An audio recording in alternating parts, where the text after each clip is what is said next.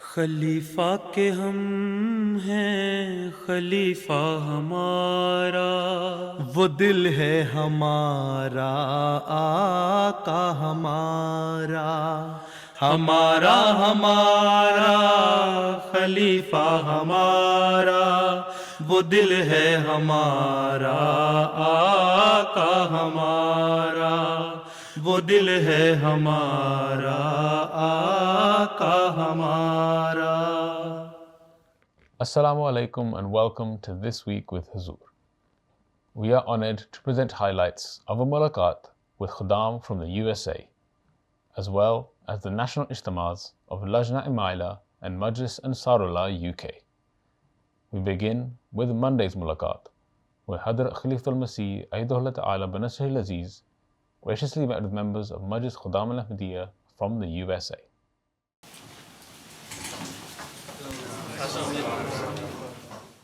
Last Monday, Khuddam from the East region of the United States had the blessing of having a mulaqat with Hazrat Amirul Mu'mineen, Ayyadahullah Ta'ala bin Nasrihil Aziz. The Khuddam were the second group who had come from the East region, especially to pray behind Hazrat Khalifatul Masih, and were blessed to have the mulaqat. During the mulaqat, the Khuddam all had the opportunity to introduce themselves. Assalamu alaikum, Huzur. My name is Darren. I'm from the North Jersey Majlis. When did you accept Ahmadiyyat? Almost 3 years ago. 3 years ago. Why? I found Islam, and the first mosque that I entered was an Ahmadi mosque, and it felt like home since the beginning. So, Did you read any literature, Ahmadiyya literature, Islamic literature? yes, my favorite one is the philosophies of Islam, philosophies and teachings of Islam. Have you started learning Holy Quran Ji, in Arabic text? not yet. I'm starting that soon, inshallah. Ask Rabbi Sahib to make some arrangement for you. Do you know Surah Fatiha anyway? Of course. Alhamdulillah Rabbil Alam. You pray and your 5 daily prayers. Yes. Huh? You know the meaning of it? Yes. MashaAllah. السلام علیکم پیارے حضور، میرا نام یاسر چیمہ ہے۔ کرتے کیا ہو؟ حضور میرا ایک کار رینٹل بزنس ہے نیو یارک میں۔ اچھا. میں نے آپ سے ایک بات شیئر کرنی ہے کہ میں ابھی آپ سے ملاقات ہوئی تھی جولائی میں جب جلسے پہ آیا تھا، تو میں نے آپ سے اپنے ایک مالی بزنس سے ریلیٹڈ ایک مالی مسئلے کے لیے دعا کی درخواست کی تھی، اور میرے جو فیملی ہے وہ یہ جب دیکھے گی تو ان کو پتہ ہے کہ آپ کی دعا سے وہ مسئلہ حل ہو گیا، اور وہ کئی سالوں سے الجھا ہوا تھا، مجھے بہت پریشان کر رہا تھا، اور وہ مسئلہ حل ہو گیا آپ کی دعا سے۔ الحمدللہ. حضور میں نے پاکستان میں CSS کا امتحان پاس کیا تھا، اور مسلم لکھا تھا فارم پہ، تو اس کی وجہ سے انہوں نے میرا کینڈیڈیچر ریجیکٹ کر دیا تھا۔ اس وقت میری ملاقات مرزا غلام احمد صاحب سے ہوئی تھی، وہ ناظر دیوان تھے۔ انہوں نے FCPC کے جو اس وقت چیئرمین تھے غالب الدین صاحب، وہ احمدی تھے، ان کے پاس مجھے بھیجا تھا، تو مگر ہیئرنگ میں انہوں نے مجھے کہا کہ یہ تم نے قانون توڑا ہے ملک کا، تو ہم ہماری کوئی مدد نہیں کر سکتے۔ تو یہ ٹھیک ہے، تم نے لکھ دینا تھا احمدی مسلم، پھر جو غرضی کر لیتے وہ۔ اس کی آپشن نہیں تھی حضور، صرف 2 آپشنس تھے، مسلم اور نان مسلم، تو میں نے مسلم پہ ٹک کر دیا تھا۔ بڑا اچھا کیا، چلو مسلمان تو ہونا. جی جی حضور، باقی پیسے تو آئی گئے ہیں، جی حضور، جی اس سے زیادہ آ گئے ہیں. جی حضور آپ سے میں جب کالج میں تھا میں نے لیٹر لکھا تھا کہ میں جامعہ جانا چاہتا ہوں، آپ نے مجھے گائیڈ کیا تھا کہ میں میڈیکل ڈاکٹر بنوں، تو الحمدللہ میں میڈیکل ڈاکٹر بن گیا ہوں، اور اللہ کا شکر ہے ابھی میں تبلیغ سیکرٹری ہوں، ناظم تبلیغ ہوں اپنی لوکل جماعت میں۔ اور ٹھیک ہے، جامعہ میں تو نے پڑھنی تھی نا کتابیں حضرت مسیح موعود کی اور قرآن شریف اور حدیث، اس کے لیے روزانہ 1 گھنٹہ نکالو وقت، گھر میں پڑھ لیا کرو، تو ریلیجیس ایجوکیشن بھی آ جائے گی، قرآن بھی آ جائے گا، حدیث بھی آ جائے گی، اور میڈیسن تو تم نے پڑھ ہی لیا ہے۔ During the mulaqat, the Khuddam also had the opportunity to ask questions on a range of contemporary and religious issues affecting the youth. Assalamu alaikum. My question is, how should we pray before making a big decision? Should we wait for a sign from Allah? First you will pray. If there is going to be any sign from Allah, then you will have to seek Allah's help first. Offer at least 2 rakat nafal every day for your any important work. It is not necessary that you always receive any sign or any reply from Allah, but if you are satisfied in your heart after praying, pray to Allah Ta'ala that Allah Ta'ala, if it is good for you in the eyes of Allah Ta'ala, then Allah Ta'ala make it easy for you to achieve your target or complete this task. If not, then Allah Ta'ala just remove the desire from your heart. So if you are satisfied in your heart, then it's okay. It's not necessary that you always receive any sign. Even sometimes very pious people, if they are satisfied in their hearts that what I am going to do is good for me, then they do it. And that is the sign that Allah wants it to be done. A few years prior, my mother had passed away, so I was wondering how should I stay positive during this trial and other hardships during my life? Pray to Allah Ta'ala that Allah Ta'ala comfort you, give satisfaction to your heart, and then pray for the higher status of your mother in paradise. And this is how you will be remembering her, and in this way you will feel that you still have close relation with her while you are praying for her. And then also say istighfar and seek Allah's help. Say Allah Ta'ala help you. And so only Allah is the one who can satisfy your heart. So you seek Allah's help all the time in your prayer.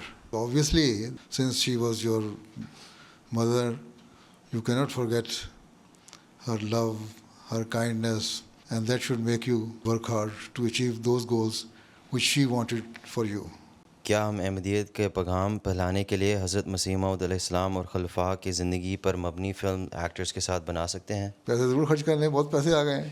ویسے explore کرو اپنے طور پہ، اور media پہ بہت سارے احمدی پڑھتے ہیں، انہوں نے ماسٹرز کیا ہوا ہے، بیچلرز کیا ہوا ہے، ڈگری لی ہوئی ہے، اور فلم میکنگ میں لیا ہوا ہے.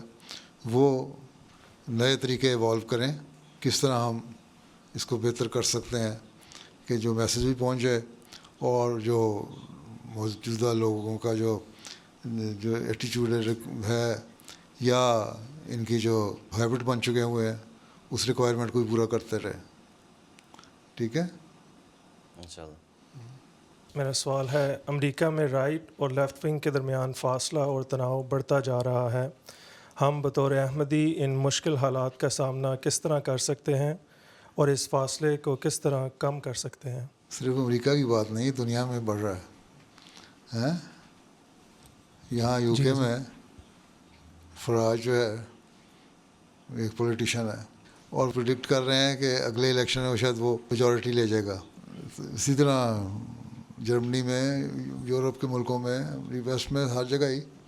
اور اصل میں تو اس کے پیچھے امیگرینٹس کے خلاف جو باتیں ہیں ان میں بھی زیادہ تر مسلمانوں کے خلاف ہیں. اس لیے ہمارا یہ کام ہے کہ جس طرح وہ لوگ کمپین کرتے ہیں، چلا رہے ہیں، ہم بھی کوئی ایسی موو چلائیں، لوگوں کو اویئرنیس دیں کہ اسلامی تعلیم کیا ہے، اور یہ امیگرینٹ کے طور پر یا مسلمان کے طور پر ہمیں کیا رول ادا کرتے ہیں، کیا ہمیں تعلیم دی جاتی ہے. تبھی تو میں نے کہا تھا کہ اپنے ملکوں میں 18-17 سال پہلے میں نے کہا تھا کہ ہر سال 5% جو پاپولیشن ہے ملک کی، اس کو اویئرنیس دو کہ اسلام کی تعلیم کیا ہے، کہ کس طرح وہ امن اور سلامتی کا مذہب ہے. لیکن ابھی تک 5% 20 سال میں بھی نہیں پہنچے تم لوگ، 1 سال میں کیا پہنچنا تھا.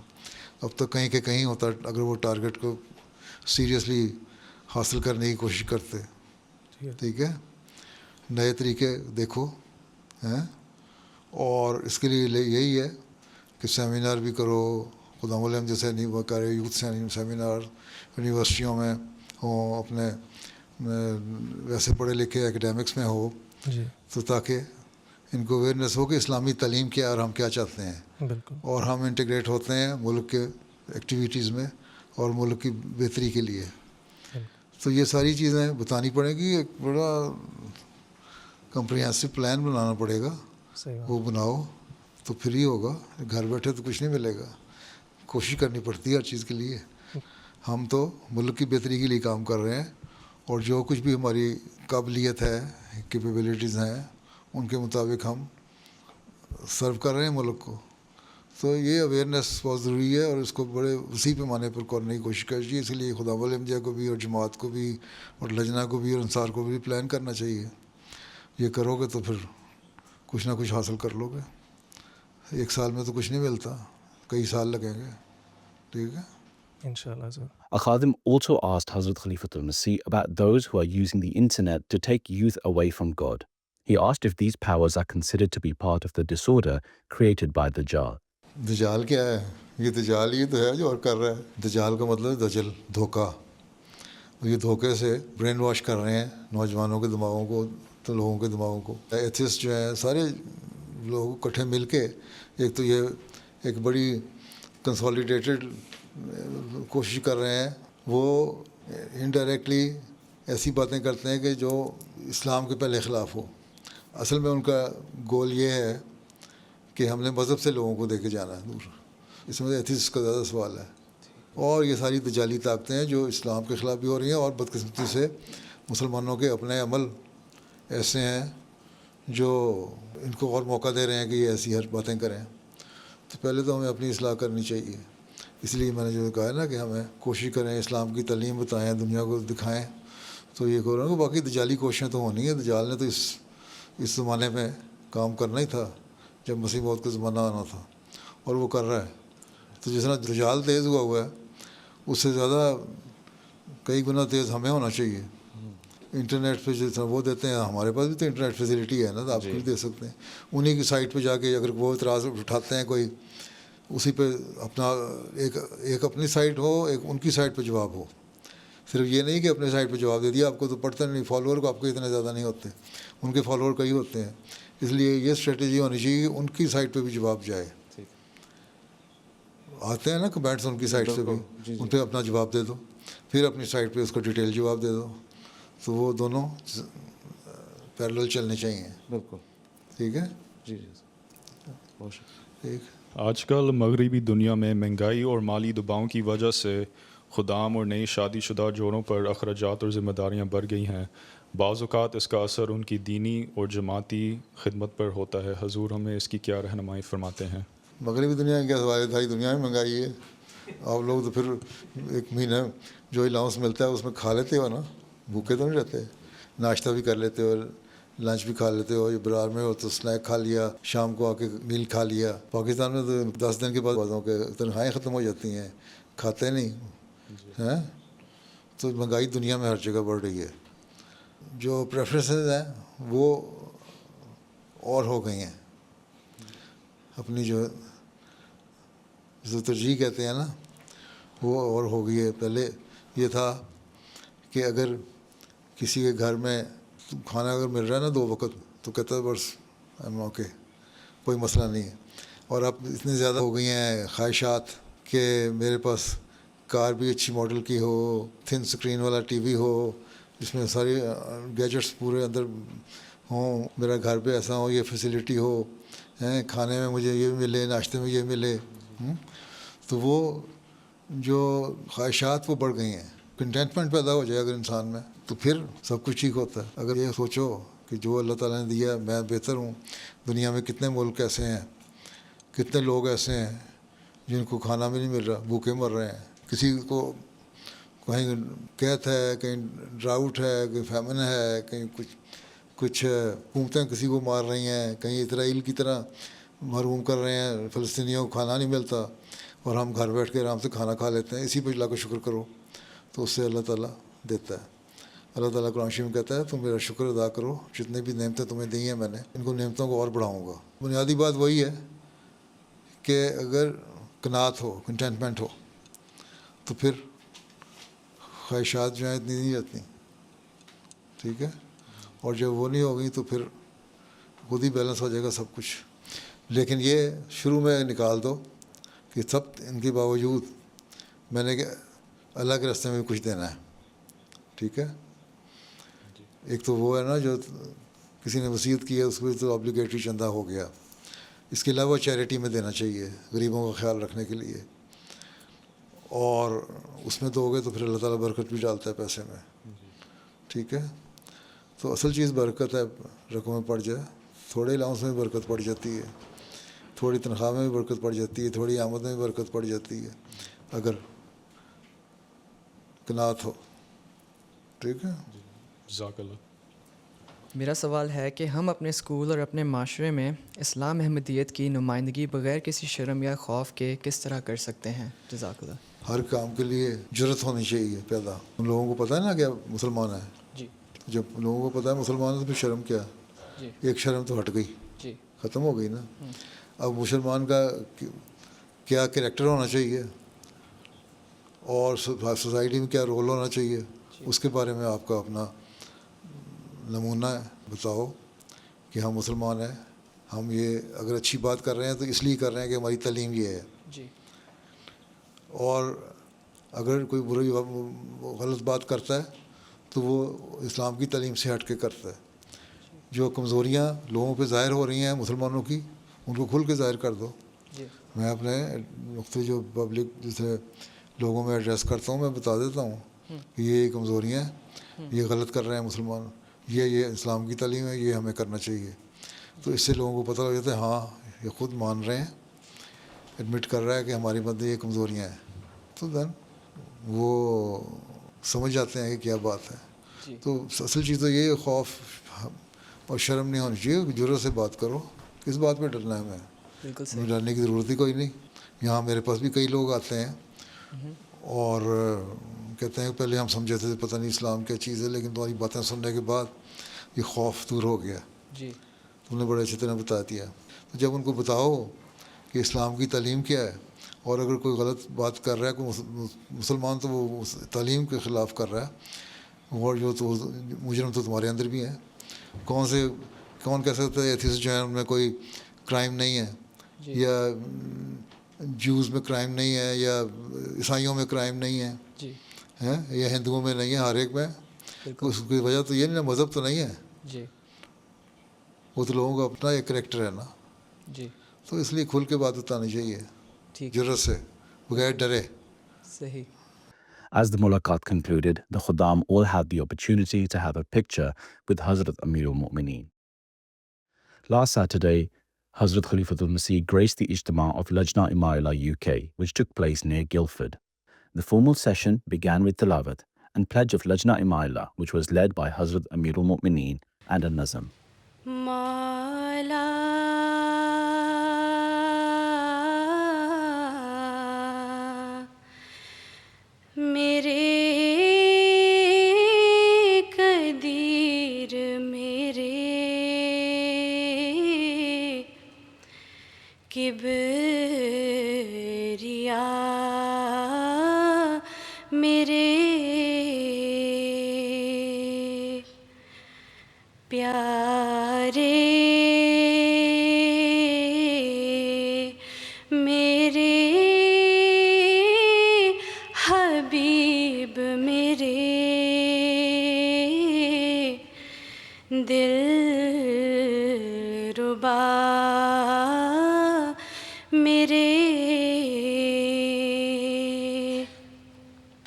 After a report was presented about the Ijtima, Hazrat Khalifatul Masih delivered a faith-inspiring address about the rights of women granted by Islam and responsibilities of Ahmadi Muslim women.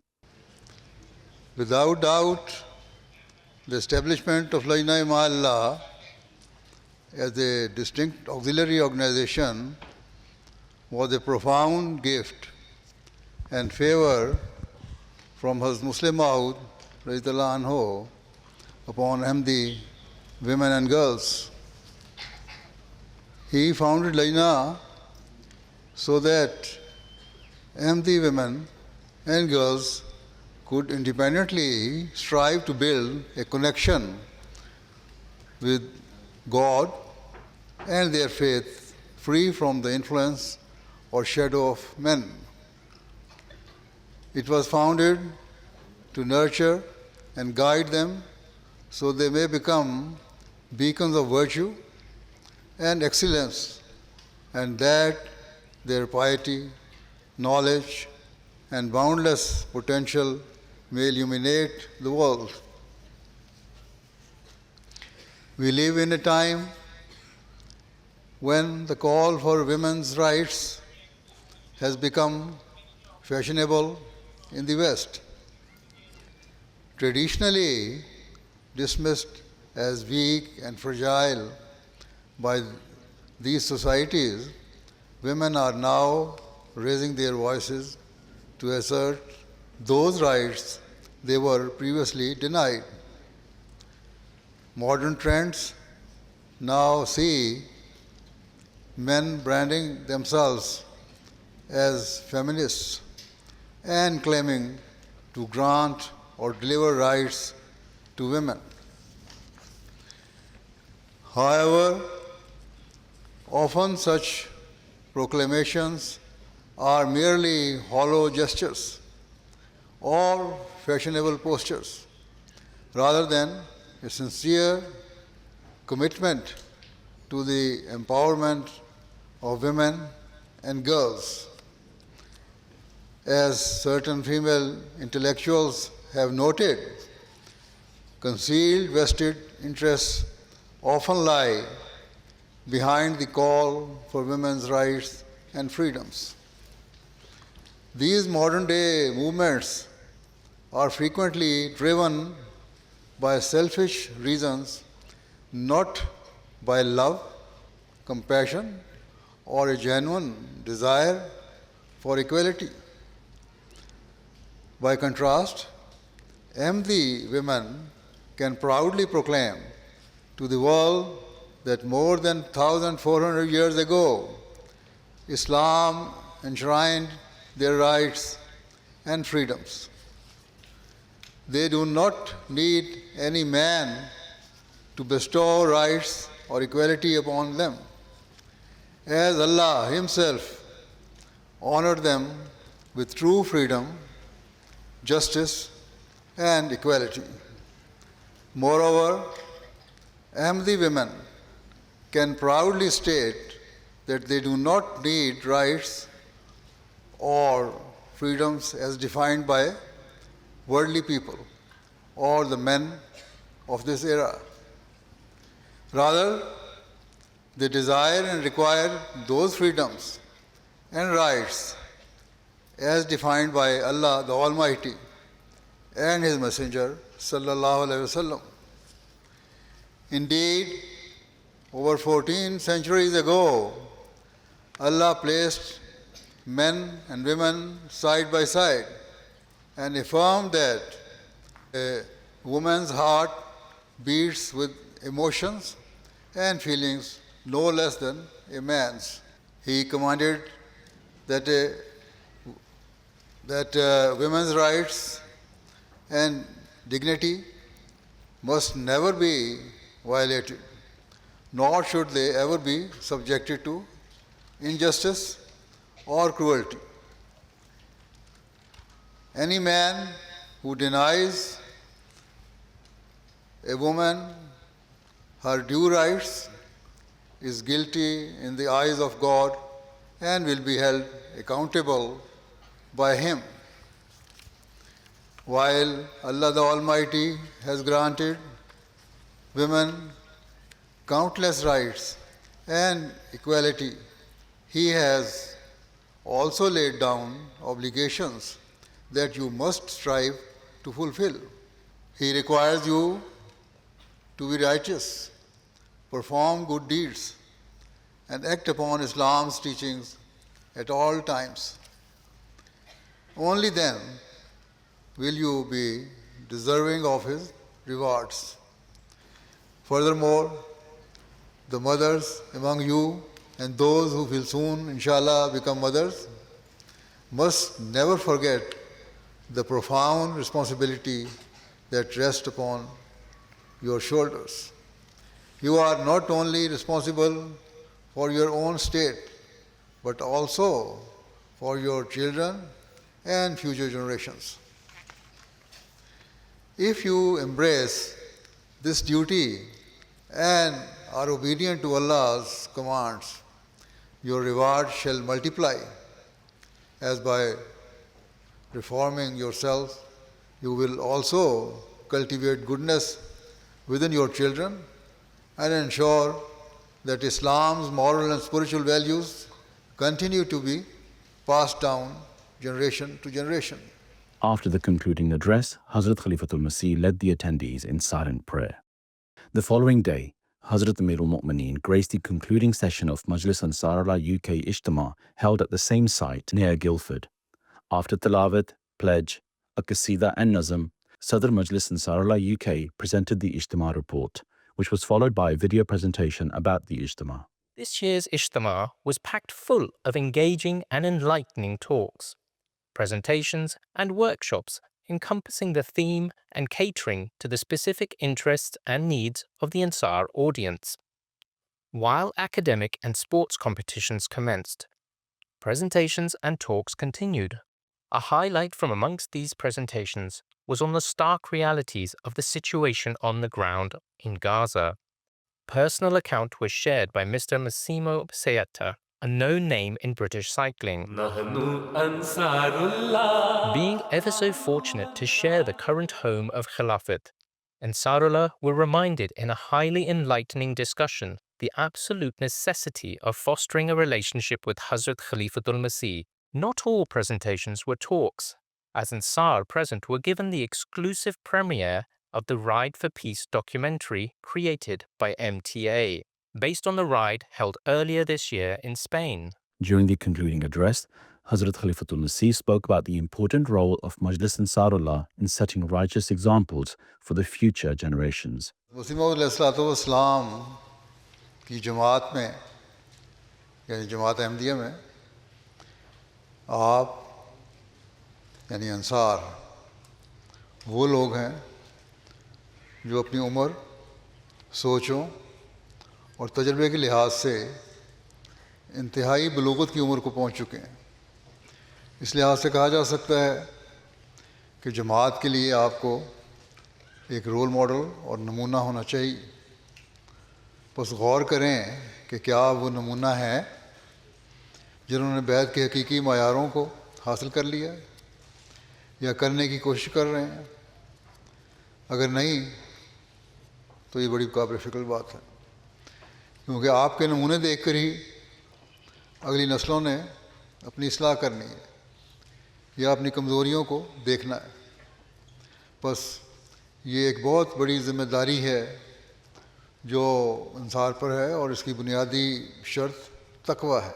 हमें तकवा हो तो हम बहुत सारी बुराइयों से बचने वाले भी होंगे और उस बैत का भी हक़ अदा करने वाले होंगे जिसका अहद हमने हज़रत मसीह मऊद अलैहिस्सलाम से जुड़ने के बाद किया है। अपने अहद को भी निभाने वाले तभी हम होंगे। तकवा के बारे में हज़रत मसीह मऊद अलैहिस्सलाम फरमाते हैं, तकवा इख्तियार करो, तकवा हर चीज़ की जड़ है। तकवा के माने हैं हर एक बारीक दर बारीक गुनाह से बचना। तकवा उसको कहते हैं कि जिस अमर में बदी का शायबा भी हो उसे भी गुनाह करे।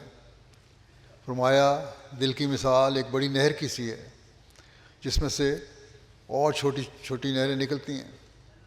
दिल की नहर में से भी छोटी छोटी नहरें निकलती हैं। मसलन ज़ुबान है या इसी तरह की बासी अज़ा है। अगर छोटी नहर का पानी ख़राब हो और गंदा और मैला हो तो क़यास किया जा सकता है कि बड़ी नहर का पानी भी ख़राब होगा। बस अगर किसी को देखो कि इसकी ज़ुबान या दस्तो पा वग़ैरह में से कोई उज़्व नापाक है तो समझो कि उसका दिल भी ऐसा ही है, यानी पाक नहीं हो सकता। बस ये है वो मयार तकवा का जिसको हमें अपने सामने रखना चाहिए। फिर बहुत बड़ी और बुनियादी चीज़ एक अहमदी के लिए ख़ास तौर पर यह है कि 5 वक्त की नमाज़ें अल्लाह ताला और उसके रसूल के हुक्म के मुताबिक अदा करनी है। इसका हमने वादा किया कि हम बैत में आए हैं तो हम ये करेंगे, और हम जो अंसार हैं हम तो ख़ास तौर पर ये करेंगे क्योंकि हमने मददगार बनने का ऐलान किया है ताकि ये पैगाम दुनिया को पहुंचा सकें और फैलाएं और अपनी नस्लों की तरबियत भी कर सकें। इसी तरह सिर्फ 5 नमाज़ें नहीं बल्कि आपने फरमाया कि तहज्जुद की तरफ भी तवज्जो दो। हज़रत सल्लल्लाहु अलैहि वसल्लम ने फरमाया कि नमाज को छोड़ना इंसान को शिर्क और कुफ्र के करीब कर देता है। बस देख लें, जायज़ा ले लें। बाज़ों से पूछा जाए तो कहते हैं जी 4 नमाज़ें पढ़ते हैं, 5वीं नमाज नहीं पढ़ी जाती। میرے سامنے ہی آ کے اعتراف کرتے ہیں. تو آن حضرت صلی اللہ علیہ وسلم نے فرمایا ہے کہ جو نماز کو چھوڑتا ہے وہ کفر اور شرک کے قریب ہو جاتا ہے. ہمیں جائزہ لینا چاہیے کہ کیا ہم نمازیں چھوڑ کر اللہ تعالیٰ کے اور رسول صلی اللہ علیہ وسلم کے اس انذار کی لپیٹ میں تو نہیں آ رہے. بس بہت خوف کا مقام ہے. حضرت صلی اللہ علیہ وسلم نے فرمایا کہ قیامت کے دن سب سے پہلے جس چیز کا بندوں سے حساب لیا جائے گا وہ نماز ہے. اگر یہ حساب ٹھیک رہا تو کامیاب ہو گیا اور نجات پا لی، اور اگر یہ حساب خراب ہوا تو وہ ناکام ہو گیا اور گھاٹے میں رہا. حضرت مسیح موعود علیہ الصلوۃ والسلام نے ہم سے کیا امیدیں رکھی ہیں اور آپ ہم سے کیا چاہتے ہیں. اس حوالے سے آپ فرماتے ہیں اے وہ تمام لوگوں جو اپنے تئیں میری جماعت میں شمار کرتے ہو، آسمان پر تم اس وقت میری جماعت شمار کیے جاؤ گے جب سچ مچ تقویٰ کی راہوں پر قدم مارو گے.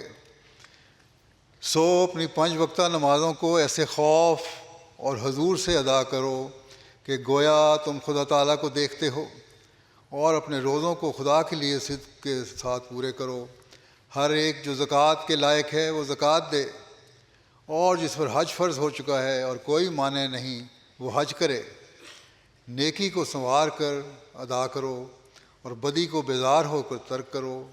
یقیناً یاد رکھو کہ کوئی عمل خدا تک نہیں پہنچ سکتا جو تقویٰ سے خالی ہو. ہر ایک نیکی کی جڑ تقویٰ ہے. جس عمل میں یہ جڑ ضائع نہیں ہوگی وہ عمل بھی ضائع نہیں ہوگا. بس اس طرف ہمیں خاص طور پر توجہ دینی چاہیے.